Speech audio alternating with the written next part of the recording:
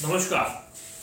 हमने 10th class का geography का एक चैप्टर शुरू किया हुआ है जिसका नाम है मिनरल्स एंड एनर्जी रिसोर्सेज। उस चैप्टर को अब हम कंटिन्यू कर रहे हैं। तो उसका जो इंट्रोडक्टरी पार्ट के बाद जो हिस्सा है वो क्लासिफिकेशन ऑफ मिनरल्स है। देखिए, किसी भी चीज को समझने के लिए उसको टुकड़ों में विभाजित किया जाता है, फिर एक एक टुकड़े को अच्छी तरह समझ के उसको फिर से जोड़ दिया जाता है, तो यही क्लासिफिकेशन होता है। तो यहां पर हम मिनरल्स का क्लासिफिकेशन करेंगे। देखिए, अगर हम मिनरल्स को क्लासिफाइड करेंगे तो उसको 3 पार्ट्स में डिवाइड किया जाता है, मेटेलिक, नॉन मेटेलिक और एनर्जी रिसोर्सेज। तो सबसे पहले हम मेटेलिक मिनरल्स के बारे में बात करेंगे। इसकी कुछ कैरेक्टरिस्टिक्स हैं, खासियत है, खूबियां हैं। वो क्या है? ये हार्ड होता है, डक्टाइल होता है, सॉलिड होता है। डक्टाइल से हमारा क्या मतलब है कि इसकी अपनी शाइन होती है और लस्टर होता है, यानी कि इसको हम मोल्ड कर सकते हैं। जब इसको हीट किया जाता है, हीट करने के बाद ये ब्रेक नहीं होता, इसको मोल्ड किया जाता है तार में, शीट में, इस तरह से। तो ये मेटेलिक जो मिनरल्स होते हैं ये इनकी कैरेक्टरिस्टिक्स हैं। मेटेलिक मिनरल्स को फर्दर 3 पार्ट में डिवाइड किया जाता है, फेरस, नॉन फेरस और प्रीसियस। देखिए, फेरस और नॉन फेरस में एक आधारभूत डिफरेंस है।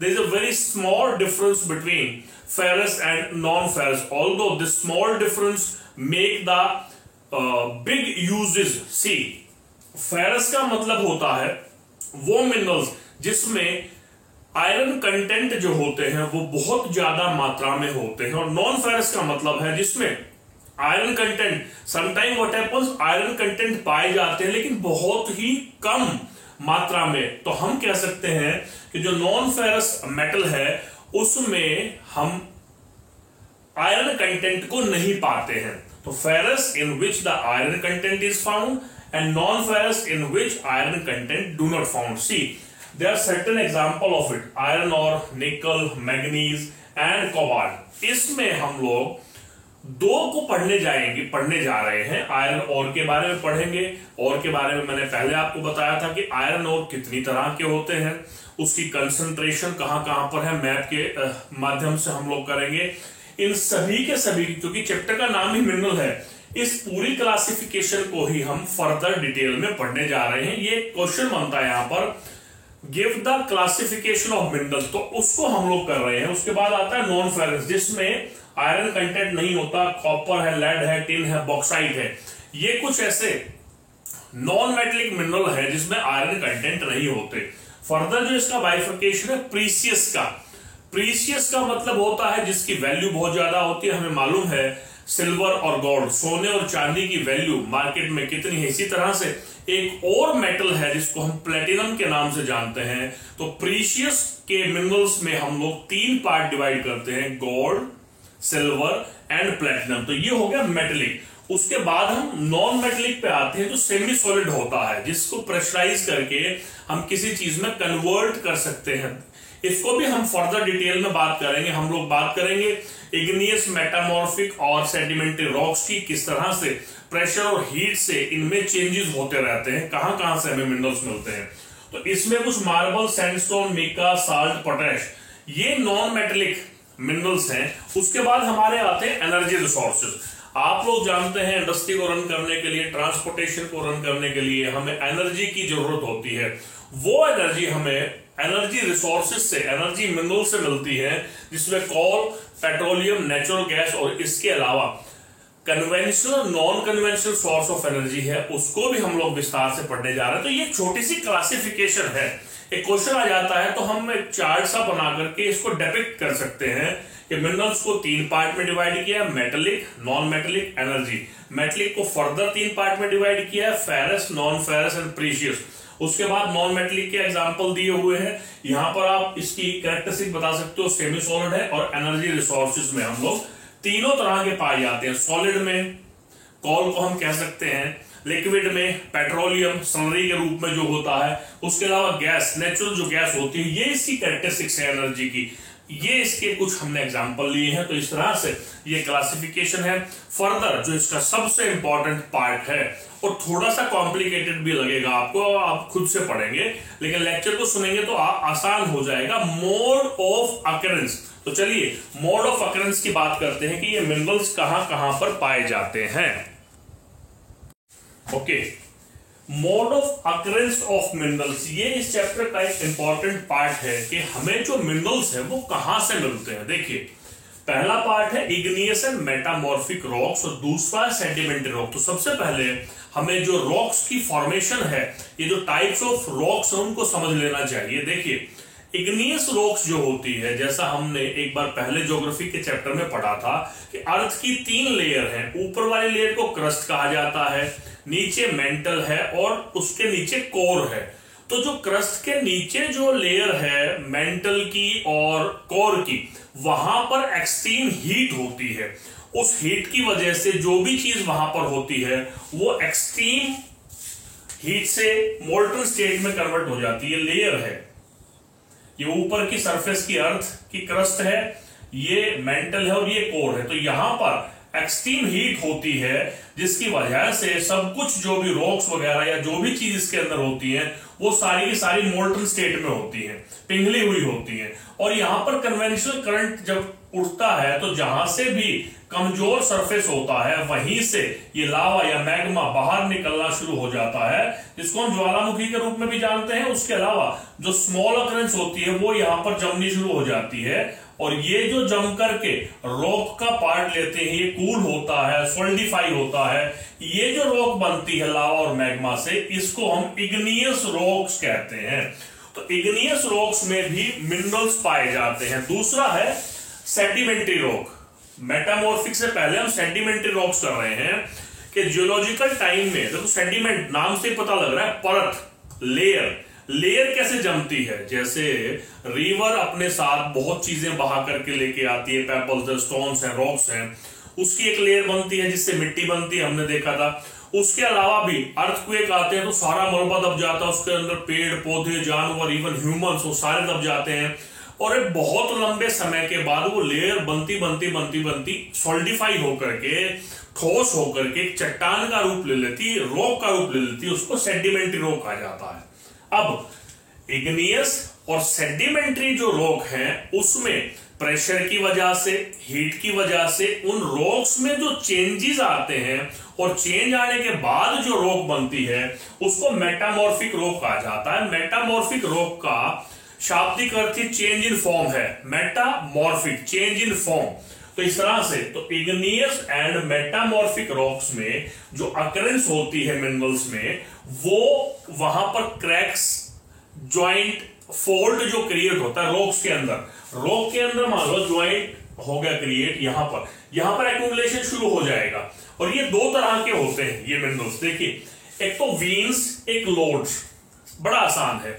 जिस रॉक के अंदर स्मॉल अकरेंस ऑफ मिनरल्स होती है, यानी मिनरल्स कम क्वांटिटी में होता है, उसको हम लोग वीन्स कहते हैं। और जहां पर लार्जर अकरेंस होता है, यानी मिनरल्स बहुत ज्यादा मात्रा में पाए जाते हैं, उस कंसंट्रेशन को लोड्स कहा जाता है। इनमें जो मिनरल्स बेसिकली पाए जाते हैं इन रॉक्स के अंदर, इग्नियस एंड मेटामॉर्फिक रॉक्स के अंदर, वो है tin, zinc, copper and lead. ये मेजर मिनरल्स हैं जो इग्नियस और मेटामॉर्फिक रॉक्स में पाए जाते हैं।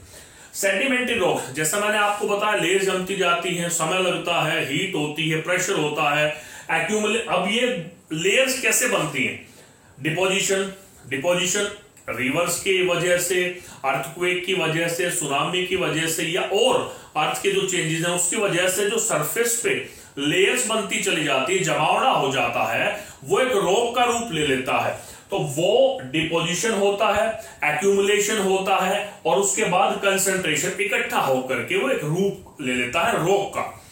इस तरह से हॉरिजॉन्टल, देखिए 2 वर्ड होते हैं, स्टेट जो होता है मैथ्स में आपने पढ़ा होगा, स्टेट होता है वर्टिकल, और ये ऐसे लेयर जो जमती जाती हैं हॉरिजॉन्टल लेयर बन करके ये चट्टान का रूप ले लेते हैं, वो सेडिमेंट्री रॉक्स होती हैं। और उस रॉक्स के अंदर जो मिनरल्स पाए जाते हैं, ये अकरेंस है सेकेंड अकरेंस के मिनरल्स कहां पर पाए जाते हैं। सेडिमेंट्री में देखिए आप कोल, आयरन और बहुत सालों तक लगातार जब वो जमावड़ा होता है, डिकम्पोजिशन होना शुरू होता है, तो वहां से जो मिनरल्स हमें मिलते हैं उनमें से मेन है कोल एंड आयरन और, जो ग्रेट प्रेशर और हीट की वजह से वो लेयर्स कन्वर्ट हो जाती हैं। तीसरा है एल्यूवियल डिपॉजिट, सीधा सीधा डिपॉजिट, सरफेस के ऊपर डिपॉजिट। एल्यूवियल सोयल का आपने सुना है, रिवर्स लेकर के आती है मिट्टी को, वेदरिंग की वजह से उससे सोयल फॉर्मेशन होता है।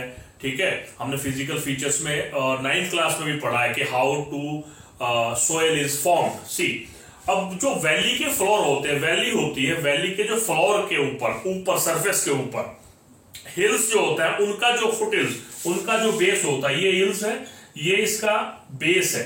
इसी तरह से ये वैली है, ये जो है जमावड़ा है यहां पर, उसमें हम बेसिकली जितने भी प्रीशियस हमारे मिनरल्स होते हैं उनकी अकरेंस एल्यूवियल डिपॉजिट में होती है। जैसे हमारे प्रीशियस हैं, पहले भी बात की थी, गोल्ड, सिल्वर और प्लेटिनम, ये सब हमारे एल्यूवियल डिपॉजिट में मिलते हैं। तो तीसरी अकरेंस है एल्यूवियल डिपॉजिट में। उसके बाद चौथी अकरेंस है, देखिए पूरे अर्थ की अगर हम बात करें तो 70% जो कवरेज है वो पानी का है। तो जो पानी ऊपर है ओशन का और सी का, उसके नीचे जो लैंड है यानी कि जो सरफेस है, दो तरह का लिथोस्फीयर होता है। एक तो होता है कंटिनेंटल, ऊपर का जिसपे हम लोग खड़े हैं, हम लोग रह रहे हैं। एक होता है ओशियन का सरफेस, ओशियन के पानी के नीचे जो सरफेस होता है, वहां पर जो हमें मिनरल्स पाते हैं ओशन वाटर, ओशन बेड के अंदर, ओशन वाटर में भी और ओशन बेड में भी। वाटर में भी सॉल्ट मिलता है, हमें पता है, और ओशन के बेड में जो एक अकरेंस होती है मिनरल्स की, फोर्थ काइंड ऑफ है कॉमन साल्ट, मैग्नीशियम, ब्रोमाइड। तो ये चार बातें अभी हमने की हैं। पहले की है इग्नियस और मेटामॉर्फिक, ये अकरेंस है, मैं फिर से रिपीट कर रहा हूं। मिनरल्स कहां कहां पर पाए जाते हैं? पहला इग्नियस मेटामॉर्फिक, दूसरा सेडिमेंट्री, तीसरा एल्यूवियल डिपॉजिट, चौथा ओशन वाटर, ओशन बेड में जो पाए जाते हैं। और फिर है residual mass of weathering material. जो वेदरिंग मटेरियल होता है, आपने फिजिकल वेदरिंग के बारे में सुना होगा, जिसमें सोशल फॉर्मेशन होती है कि जो रॉक होती है वो दिन के समय गर्मी की वजह से एक्सपैंड हो जाती है और रात को या सर्दी की वजह से कंसीट हो जाती है। और ये सिकुड़ना और फैलना जो होता है, उसकी वजह से जो क्रैक आते हैं, उन क्रैक्स में से वाटर कंटिन्यू फ्लो करता है और छोटे छोटे पार्टिकल्स को तोड़ करके क्रैक्स में से अपने साथ बहा ले जाता है। उसको वेदरिंग कहते हैं। यहां पर अकरेंस ऑफ मिनरल्स की जब हम बात कर रहे हैं, वेदरिंग क्या होता है? जो सरफेस पे चीज है उसका डिकम्पोज होना शुरू हो जाता है। हमें पता है एक लंबे समय के बाद कोई चीज अगर अर्थ के सरफेस पे है तो उसका डिकम्पोजिशन शुरू हो जाएगा। उस डिकम्पोजिशन की वजह से, और दूसरा जो भी एलिमेंट्स हैं वो रिमूव हो जाते हैं पानी की वजह से, एयर की वजह से, और जो बच जाता है वो मिनरल यहां पर पाया जाता है। इस तरह से पाया जाता है जैसे मेन है बॉक्साइट। तो ये है मोड ऑफ अकरेंस, बड़ा आसान है, थोड़ा सा ध्यान से देखेंगे। ABCDE 5 पार्ट है। इसके बाद एक और इंपॉर्टेंट पार्ट हम इस पार्ट में करने जा रहे हैं। एक वर्ड यूज किया गया, देखिए हम एक एक वर्ड के बारे में पढ़ेंगे। Rat hole mining. माइनिंग जो होती है या एक्सट्रैक्शन ऑफ मिनरल्स जो होता है वो कई तरह से किया जाता है। देखिए पहले हम करेंगे ओपन पिट। जो सरफेस है, सरफेस से जो हम लोग मिनरल्स को लेते हैं, जो अर्थ मूविंग मशीन होती है ऊपर चलती हैं, जैसे इसमें मैंने बताया सरफेस के पास जो कमर्शियल पाया जाता है मिनरल, उसको लेते हैं, माइनिंग करते हैं, ओपन पिट माइन बोलते हैं। फिर होता है क्योरी, जहां पर बिल्डिंग बनाने वाले मटेरियल जैसे सीमेंट वगैरह है, उसमें क्योरिंग आ जाता है। तीसरा है अंडरग्राउंड विद शेफ्ट। बहुत सारे मिनरल्स अर्थ की क्रस्ट के बहुत डीप में होते हैं, वहां पर जो माइनिंग करने वाले लोग होते हैं एलिवेटर लगा देते हैं। उस एलिवेटर में बहुत सारे लोग बैठते हैं। आपने कोल माइन कभी देखी हो तो वो बैठ करके नीचे डीप जाएंगे। वहां से डीप जाने के बाद, सरफेस से डीप जाने के बाद वो मिनरल्स को एक्सट्रैक्ट करते हैं, वो होता है अंडरग्राउंड विद शेफ्ट। और यहां पर वीन्स और लोड्स मैंने बताए थे। वीन्स यहां बताया था फर्स्ट में, वीन्स और लोड्स, तो वीन्स में पाए जाते हैं। तो ये हो गया ओपन पिट, सरफेस पे पाया जाता है। क्योरी, बिल्डिंग मटेरियल पाया जाता है जहां से हम एक्सट्रैक्ट करते हैं। और तीसरा है नीचे सरफेस के जाकर के डीप, वहां से मिनरल्स को लिया जाता है। अब देखिए red hole mining, basically minerals को एक्सट्रैक्ट करने के लिए, उसका कमर्शियल यूज करने के लिए हमें गवर्नमेंट की परमिशन की आवश्यकता होती है और हमें लेनी पड़ती है। लेकिन बहुत सारी जगह इंडिया में ऐसी है जहां पर फैमिली मेंबर्स अपने आप से बिना परमिशन लिए माइनिंग करते हैं और उस माइन मिनरल्स का इस्तेमाल करते हैं, सेल करते हैं। तो खास करके मेघालय में दो जगह हैं, जोवाई और चेरापूंजी। वहां पे फैमिली मेंबर्स डिगअप करके एक हॉल बना करके, जैसे रैट चूहा बना लेता है, बिल बनाता है, उसी तरह से ये उसमें होल करते जाते हैं और मिनरल्स तक पहुंच जाते हैं, वहां से उसको एक्सट्रैक्ट करते हैं। तो इसको जिस तरह की माइनिंग मेघालय में फैमिली मेंबर्स के द्वारा की जाती है होल बना करके, उसको रैट होल माइनिंग कहा जाता है। इस पार्ट को हम यहीं पर ड्रॉप करेंगे, इसके बाद फर्दर हम करेंगे। तब तक के लिए नमस्कार, जय हिंद, जय भारत। अगर आपको कोई भी चीज समझ में नहीं आ रही है तो नीचे कमेंट बॉक्स में आप लिख सकते हैं, उसका जरूर समाधान किया जाएगा। ओके, मिलते हैं नेक्स्ट लेक्चर में।